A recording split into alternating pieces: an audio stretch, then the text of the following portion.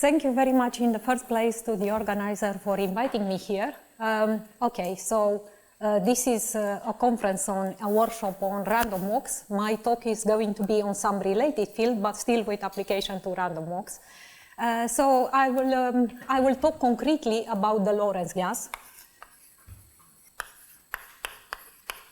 And I will try to avoid as much as possible the precise terminology of using dynamical system. So this was a model introduced by Lorentz in 1905 to study the displacement of electrons in metals. Okay, so let me start with something which I mentioned in the abstract, analog of a random walk on Z.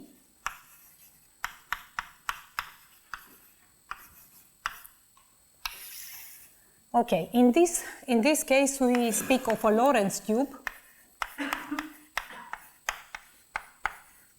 which is, allow me to write a definition and then I will unpack it.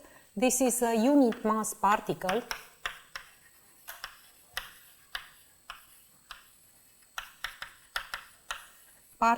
moving and bouncing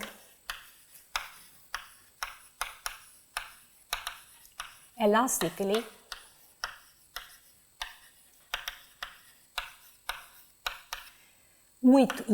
at unit speed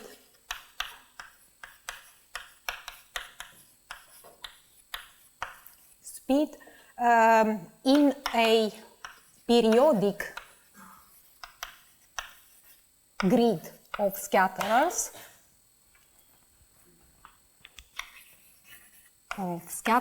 or obstacles placed in this case inside a cylinder which is R cross S1. Okay, let me start drawing this cylinder. Okay, so here I have a tube. And what am I doing? I'm placing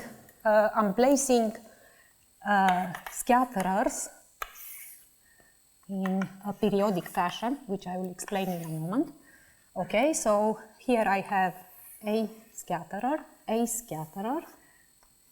Okay, here I only see a bit of it because this is a cylinder. And I repeat this configuration throughout.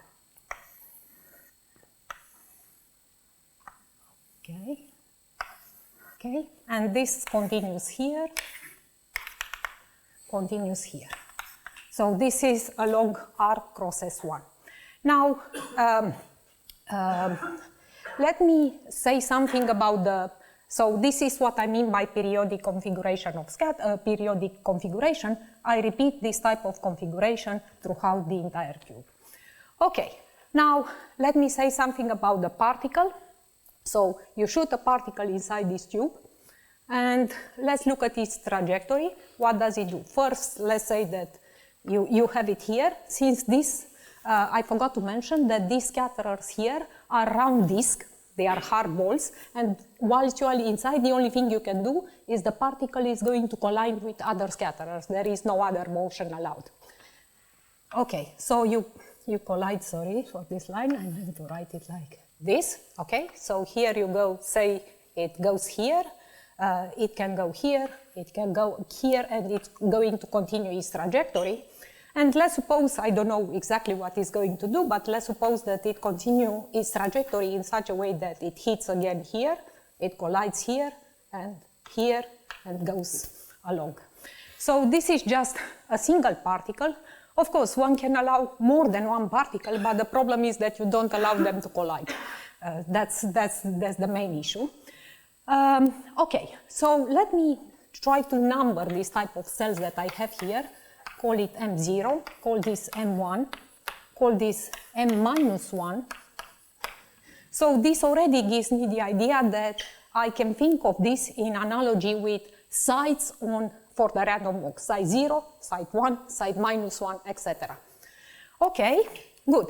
So this already gives me the idea that I can try to look at this type of, let's call this type of sites or cells. So let me look at the dynamics on M0. And the fact the dynamics it's really the same on every other cell or on any Mj. Mj meaning I continue like here I will have an Mj somewhere here, and this continues the same way. Okay, so here I have a scatterer. What is really this M0? Let me try to explain. So you have a scatterer here, an obstacle.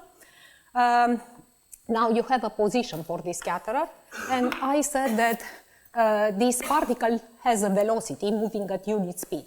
So in the first place I can say that M0, so here let me call this scatterer OJ, which is one of these, it doesn't matter which, let's say this is OJ, okay? J is just a label to indicate a finite set. Okay, so Q belongs to the boundary of this scatterer,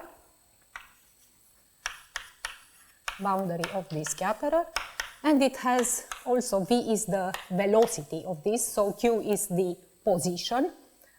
Let me say this is position. And it has a velocity vector, velocity. Okay, but I mentioned that everything is at constant speed, unit speed. So what does that mean? It actually means that it's only the angle that matters here. So in particular, if I take the tangent line to the boundary of the scatterer, I draw the normal oriented outside the scatterer. So what does the particle do? Comes with an angle of incidence here. Let's call this the angle of incidence, and let's call this the angle of reflection. And the fact that the two of them are the same, this is exactly what means that it moves and bounces elastically. So elastically just means the angle of incidence is the same as the angle of reflection. And let's call this phi. And this phi is going to be in some domain minus pi on 2, pi on 2. Pi on 2. Okay. Right. Okay, so this already tells me that in principle, if I want to look at, so I start with some, I start with some initial condition, which is, I didn't finish the story here. Let me say that once I set this description in terms of position and velocity, I can also write it as the union of the boundary of these scatterers cross the cross the domain of the angle. So in principle, if one wants to determine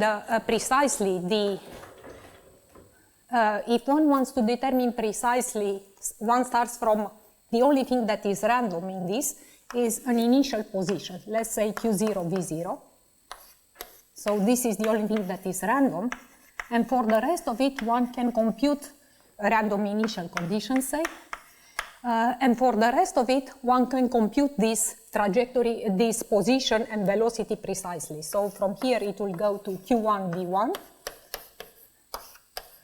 Okay, Q2, V2, etc.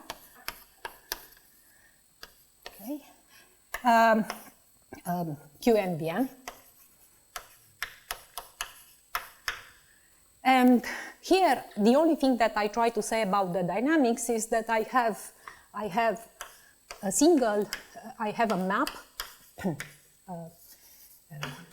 defined on M0, taking values in M0, and what does this T do? Describes the collision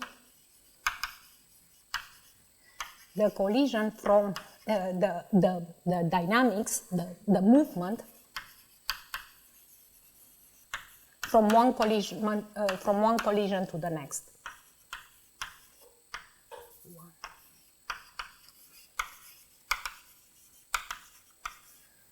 To the next.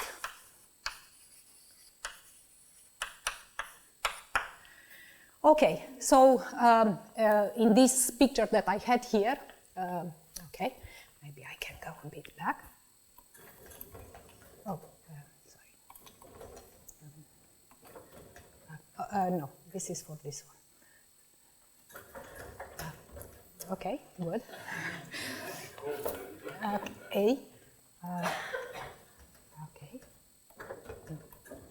T2, yes, now I understand the idea.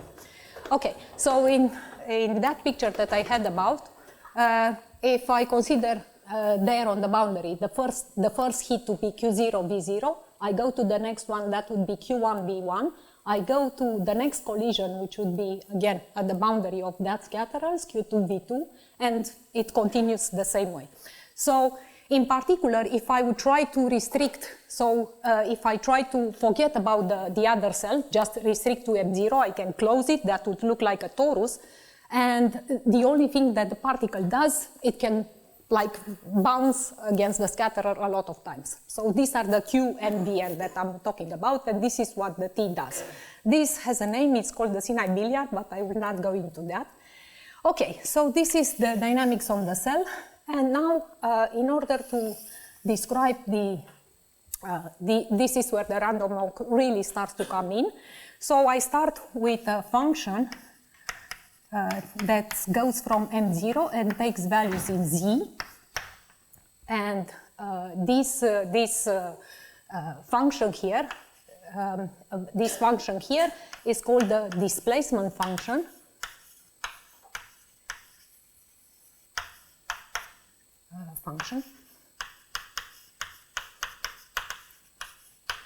Okay, and concretely, how is this given? So I start with kappa 0 of x being 0, x being, again, of the form qv or q phi.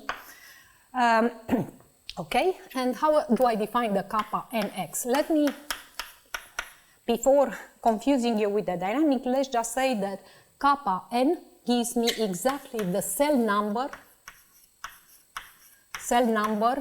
at time n. Okay, so if I say kappa n equal 5, it means that I'm in n5, somewhere there. So that's the cell number that I'm in. Okay, and concretely this is given by sum j going from 0 to n minus 1, kappa. And this is the only place that I try to use the dynamics. So this is, if I go from here to here, I will have the map T. If I go from here to here, I will have the map, if I try to go from here to here, I go with T. If I try to go from here to here, I apply the map twice, which means I have T to the 2. And I keep going, and here I would have something like T n minus 1. Yeah.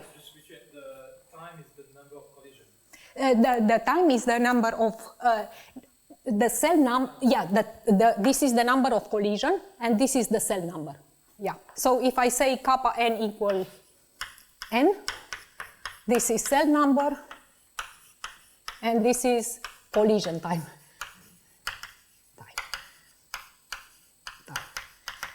Okay, collision time. Okay, good. So this is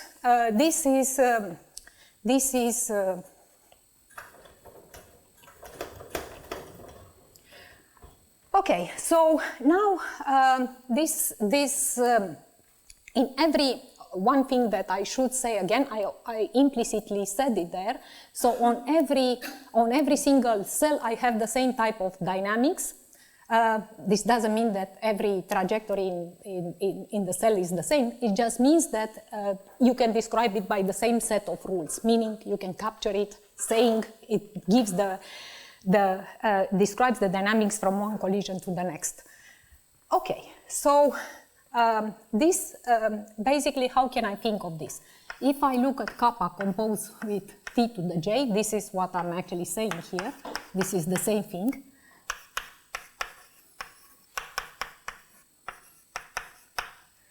Now, this is really can be thought of steps in a random walk, except that they are very dependent on one another. That's the only difference. So you can think of like x1, x2, and so on. But here, this depends. So this is a sequence of random variables. But the random variables depend very much. So think of them like simply xj defined on the space n0. Okay, and now it turns out that this process here, kappa composed with e to the j, is also stationary with respect to a measure mu, which can be described precisely in terms of the angle, but I will not go there. So in the sense that if I look at mu kappa equal n, this will be the same as mu kappa composed with t to the j n. So this is x0 if you want, and this is xj. So they have the same, you have the stationarity exactly the same way. And the other thing here that is important is that kappa has mean 0. And the reason for that is that, so I will say that mu of kappa is 0. And the reason for that is actually not, due to the very strong symmetries in the system. Basically, you can rotate that 180 degrees around any point, and basically what happens, the configuration will remain the same. The only thing that is going to change is the sign of kappa. So you will have kappa equal n, mu kappa equal minus n, which gives the mean 0. Okay, so this is okay, and now I'm going to be concerned with stochastic properties for the kappa function. This deterministic, this is what I call the deterministic random walk. So kappa n is going to be throughout my deterministic random walk. Deterministic random walk. Okay, okay. One important distinction that I still try to make here, in the picture above there, I had in the picture above there, I have what is called a finite horizon. What does that mean? So in picture 1 above, picture 1, I have finite horizon.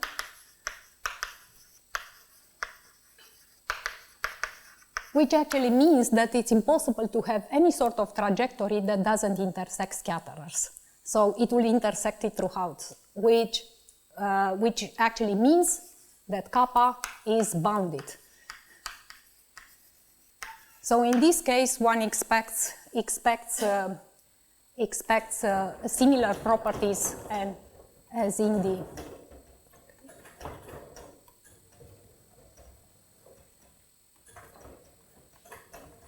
expect similar properties as for the symmetric random walk on Z. I will get to that, but let me first also say something about the infinite horizon, which is going to make a huge difference. Okay, so in this case, unlike in the previous picture, I will place scatterers again periodically.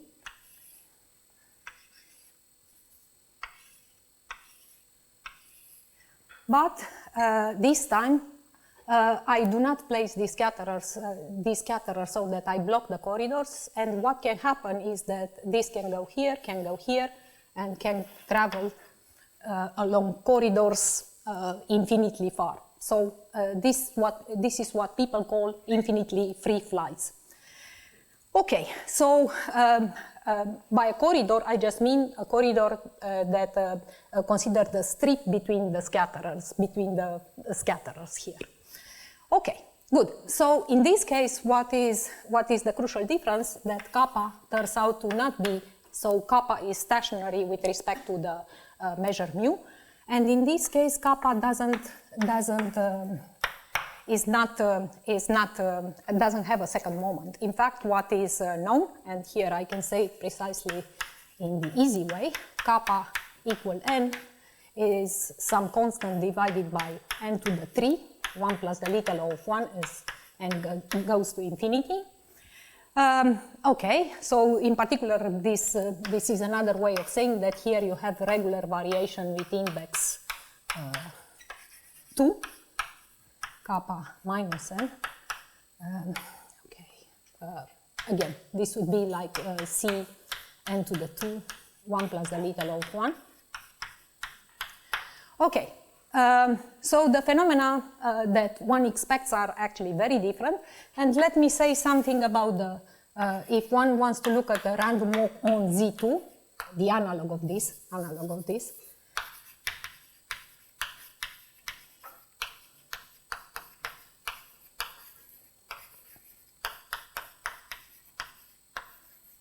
on Z2. So basically, what do you have? There are many ways of considering cells there, but let me say something of this form. Okay, I repeat a lot of scatterers here. So basically, I'm having a cell of this type, and I repeat this cell throughout the entire lattice. And in this case, I will have two corridor directions. And if I want, so in this case I will have infinite horizon because there is nothing to block the corridors, but if I want to make it finite horizon, I just place a scatterer well in the middle so that I block the flights. Okay, good. So this is the picture, and now I'm going to go to stochastic properties of stochastic properties for the finite horizon.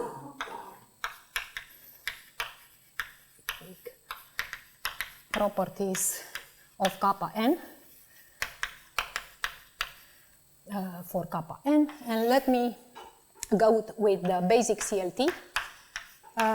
So I already said that in this case the mean is 0, so I will have kappa n divided by the square root of n, which converges in distribution to the normal sigma squared, where sigma is an invertible matrix. And in particular, this was proved long ago by Sinai, by Bunomovic and Sinai.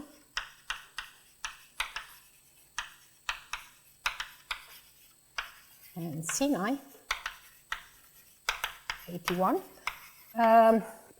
Okay. And what did they really do? They could actually use the Green-Kubo formula in the sense that they were able to look at the autocorrelation of kappa with itself. Integral kappa, well, p to the j mu. So they were able to compute this explicitly, and this is how they proved the CLT. Okay, much more goes into the story, but here I'm trying to make it as simple as possible. Yeah. That's the finite horizon case? Sorry? That's the finite horizon case? Yeah, that's the finite. Everything is finite horizon here. I didn't get finite horizon. I should. Thank you very much. Finite horizon.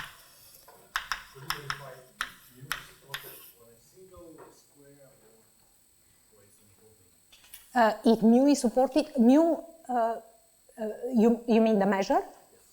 The mu is the same for, so going back to the picture there, mu is for a single dynamical system, but is the same for any dynamical system because they are all the same. On every cell, you have the same dynamical system, and another way of saying it is that mu is invariant with respect to every dynamics on the same, so all these dynamics are the same and they preserve the same measure mu. So on every dynamics you have the same associated, so you can go from one cell to the next, so the particle can go from one cell to the next, and it doesn't matter that you are here or here or here. So it's the same dynamics for throughout the entire. So kappa itself is defined on it doesn't matter if you consider it on M0 to start with, or M1, or M2, or any other cell. This integral you integrate over square, right? This is for a single. This is a single dynamical system. It's the same. So kappa. What's the support of Of the cell on a single cell is the same. Is the same for every cell. In this case, yes, is the same. Yes, in this case, I'm just looking at M0. If I look at just this picture, I just look at M0. Yes. Okay. Now, one thing that I actually forgot to say. Okay, so this was a result from very long ago, and then there is a refined result, which is called, again, mu. Let's just look at it for the time being on mu M0. Let's just say M is supported on M0. But if I change from T on M0, or if I look at T on M1, is the same picture. LLT. So in this case, what did they prove? This is a result by Sash and Variu. Variu 04. Okay. What did they prove? They proved that n divided by d2 on 2 mu kappa n equals 0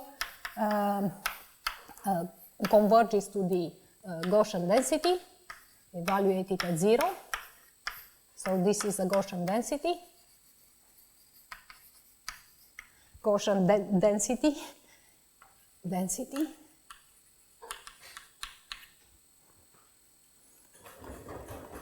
This is the Gaussian density. Okay, and why did they look at that? So one main reason that, one thing that they asked initially is this type of walk, kappa n, recurrent or not. This is, if you want, is the analog of a renewal sequence for a random walk, because this is the probability of starting at 0 and coming back to 0 in n times.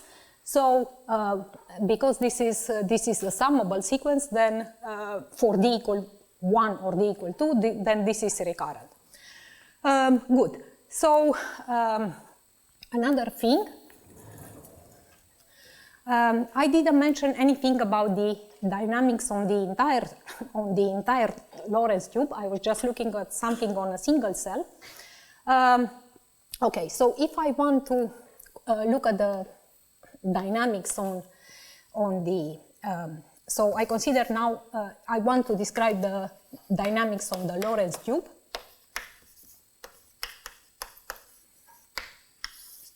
So here, what is really the Lorentz tube? I will have, let's just say that I pick M0 and I cross it with Z. And in this case, I will, the dynamics on, let's call it T hat, defined on M with values in M. T hat of, so what I'm going to have here is the usual component. So M0 has the usual component QV. And I add also the component in, which is of the form, this is my x, okay, here, Txl, and L is a number in Z. So this is going to be Tx, and then I will have the kappa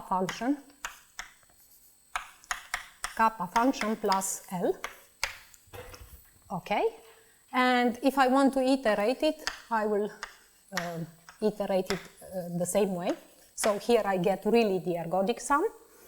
Okay, so this is the local limit theorem, and the reason I mentioned this is that if one is interested if one obtains the local limit theorem for the cell, one is able to translate this in the mixing for the big dynamics, for the entire dynamics, which is an infinite measure system. But I will not go very much into that. I just say that a consequence could be consequence of LLT is mixing for T hat. Okay, okay, good. So this is that, and one other thing that probably I shall mention here is that later on in 18, François Pen obtained a complete expansion in the LLT with precise constant and everything. Expansion in LLT. Okay, good. So far, so good. I have the picture for the maybe I shall take this one. So far, so good. I have the picture for the finite horizon. Okay, except I forgot to mention one result, which I now remember.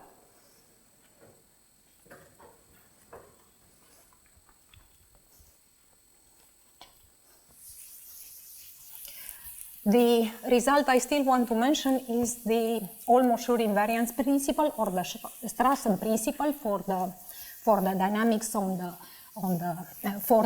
kappa n. Okay. So the last thing I want to mention here is a strong invariance principle. Which actually means what? It means that if you, on an enlarged probability space, if you consider kappa n and subtract, this is the standard Brownian motion, so Zj, where Zj is the usual, and 0I. Okay, if you consider this, they obtained that this is order of n to the epsilon, where epsilon is strictly less than a half. And a consequence of this, so this will be the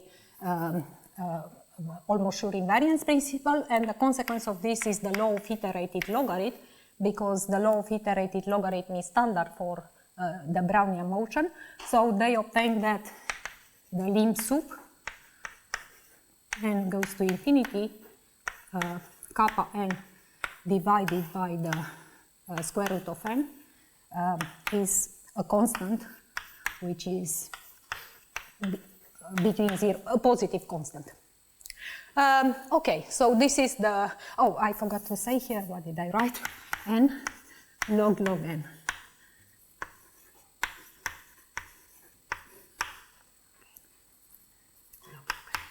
Okay, okay. So this is the situation in the finite horizon, and now I go to the infinite horizon.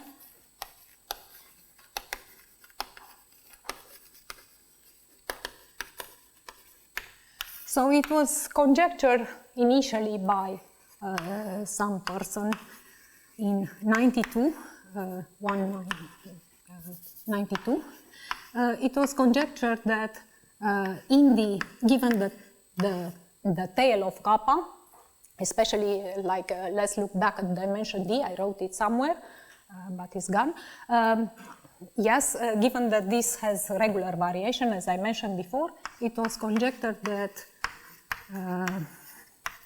this will go to converging distribution to n0 sigma squared, where sigma is an invertible matrix.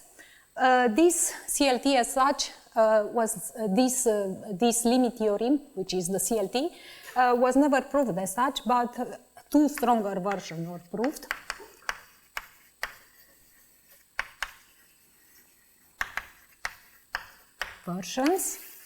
The first one was again the local limit theorem in this case. So you have n log n to the power d on 2, mu kappa n equals 0, converges again to a Gaussian. This is again the Gaussian density. Gaussian density. Okay, and again, their main reason for that was to establish the recurrence of the walk, the same thing. The other version was and this result I forgot to mention. This result is due to SAS value in 0.7. Okay, and then there was, I will not even state it now because I think I'm running a bit out of time. So there was the weak invariance principle for this, the weak invariance principle, which was proved, so convergence, the functional limit theorem with the same type of scaling, n log n, square root of n log n. This was proved by Dogopiat and Chernov.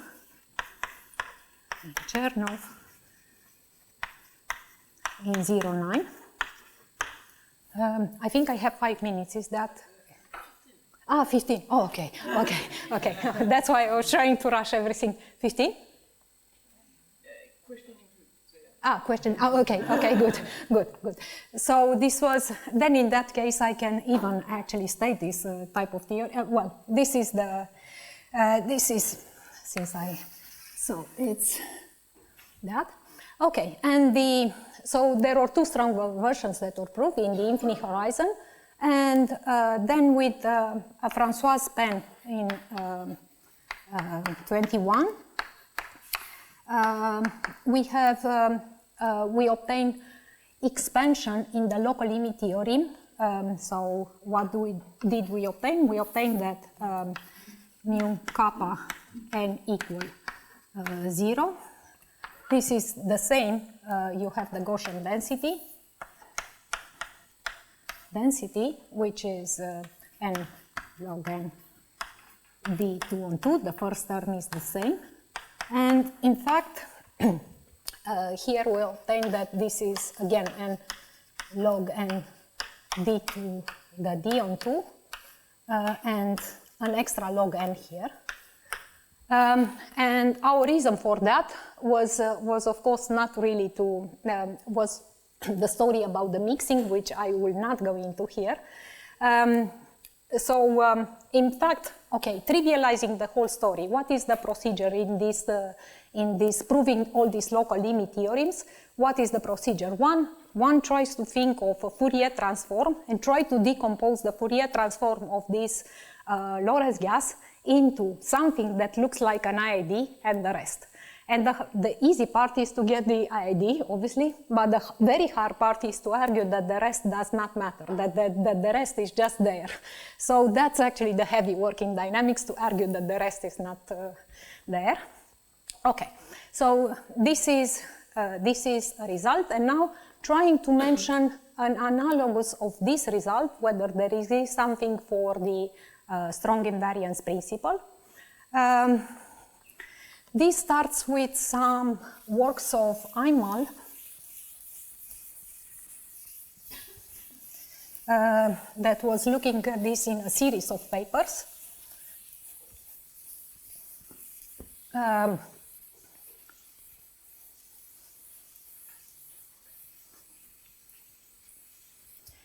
Okay, so the question that, this is a question of Peter Balint. Do not be confused, there are many Hungarian mathematicians called this way, NT. This is in 25.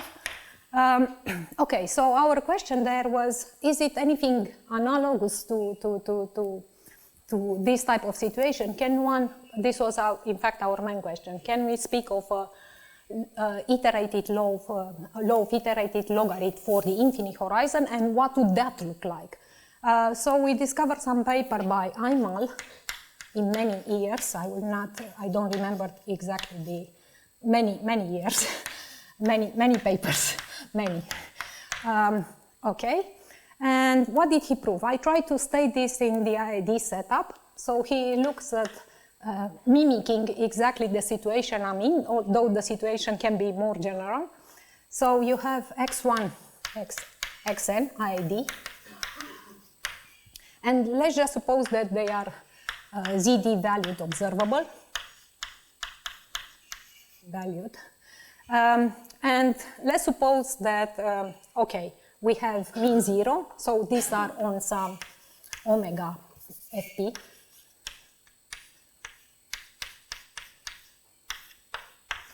on some omega fp id, then the probability of, I will not try to mention the precise definition, so let's just say that xi has regular variation of index 2, variation of index 2 for index 2. For one-dimensional observable, I already stated, it's clear if d equal 1, we just have x1 being greater than n and x1 being less than minus n. Okay, so let's just suppose that, in fact, let's move it even better to something like this. Suppose that we have n0 sigma squared, where sigma is an invertible matrix, so we are exactly in the same situation as here. And his question was, can we obtain some version of the strong invariance principle? And what did he do? He was thinking of, okay, unlike in this situation, the statement is going to be a bit different. So let's consider a sequence. This is just an example. Okay, so here is some constant involved, n log n. Okay, this constant, so in d equal 1, if I try to state it precisely, for d equal 1, say, d equal 1, probability of xn will be like c on n to the 3, 1 plus the little o of 1. Okay, good. And then here you have like log n plus 1 plus some function here that I do not want to go into the details exactly how that looks like, but I can. Okay, so his statement was the following. If you kind of truncate these random variables at this type of sequence, what you observe is that you are in this type of situation. If you look at kappa being greater than Cn, then you will see that due to this thing here, you will see that this is like n to the 2. So this becomes simply bounded by 1 n log n, and that thing here, log n, which is summable. Okay, so he had the idea that, okay, once you look at something like that, it's possible to obtain a form of the almost sure invariance principle, and his invariance principle looks exactly like this. On an enlarged probability space, you take Sn, and you subtract here, let me write it for the time being like this, and Vn is exactly the same thing as I mentioned here. Vn is this is the standard Brownian motion. Sn, okay, and this is the little o of Cn. Gamma n here, it's exactly the covariance matrix of xi, and you take xi and you truncate it at Cn.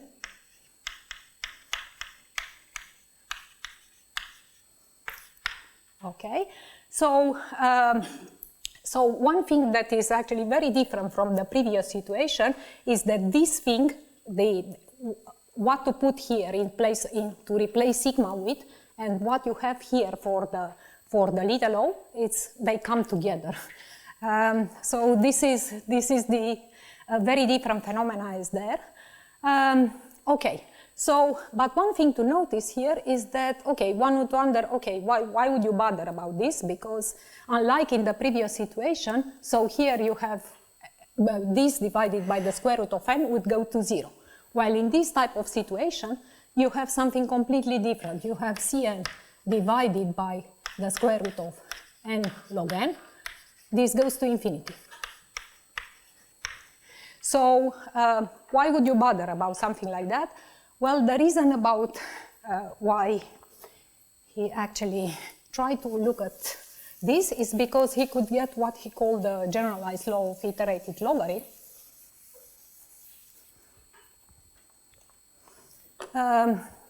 So in this very particular situation, even actually assuming this, he could obtain that if you look at lim sub n goes to infinity, Sn divided by Cn, this is going to be precisely 1.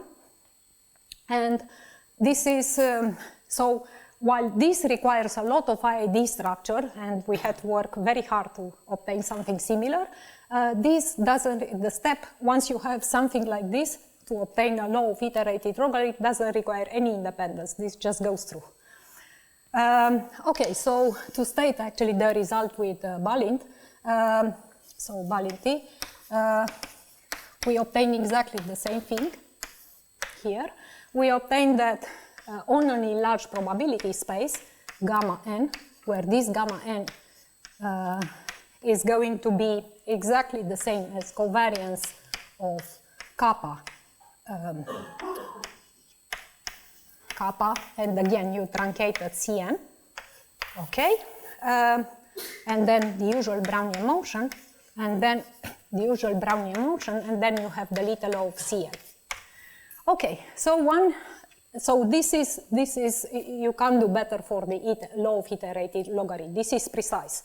Now, this type of almost sure invariance principle could be obtained for some larger classes of sequences.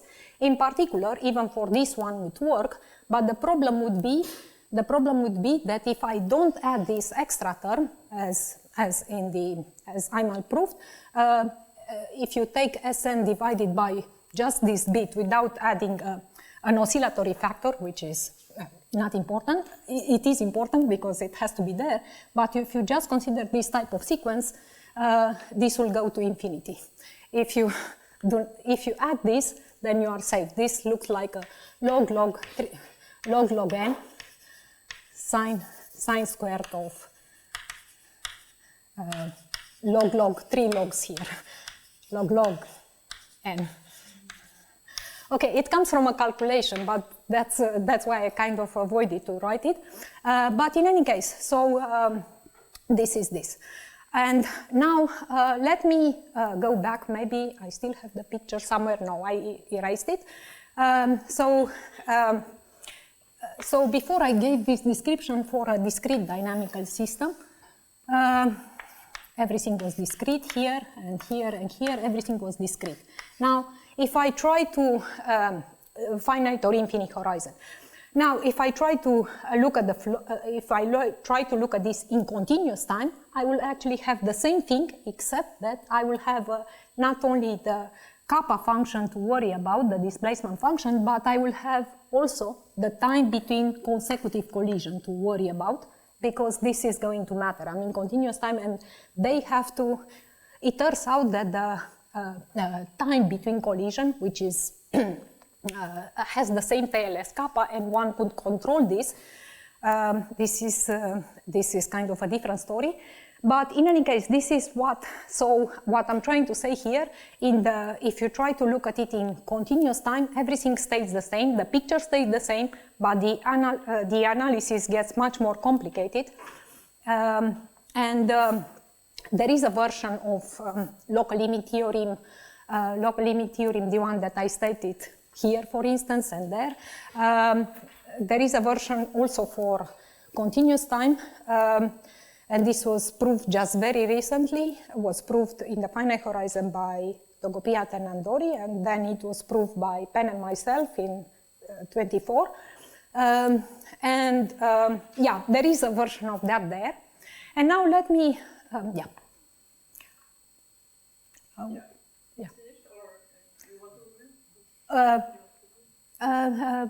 Just to ask the last question. So everything I said here was about the periodic case. So I repeat this configuration of scatterers periodically. The open question is what happens if you delete, especially in the infinite horizon, what happens if you delete some of these cells completely? Would you expect a different phenomena? And yes, people would. If you delete just a single cell here, so in the infinite horizon, you delete a single cell, no one expects any difference. If you actually delete several of them, then one would expect that you totally break the Gaussian law and you'll get something completely different. And another direction is of a different flavor, but I stop here. Thank you very much.